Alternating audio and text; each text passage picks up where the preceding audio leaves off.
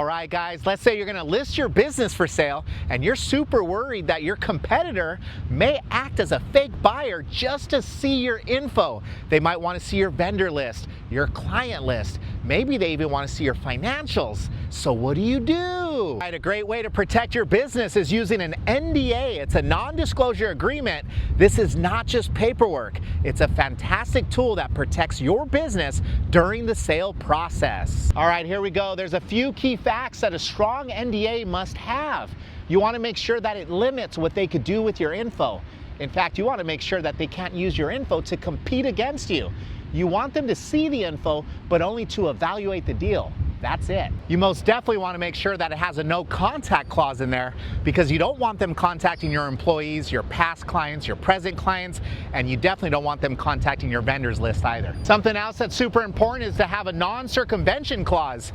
This is crazy because sometimes people will use the info that they learned from your documents to go around you and steal your clients. You don't want that. You're probably wondering what happens if they break the NDA, and that's a really good question.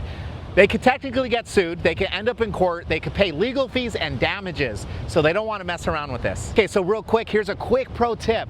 Make sure you put a disclaimer in there that even if any of their employees, when reviewing your documents, their employees, their attorneys, their business partners, if any of them leak your info, that they're held responsible.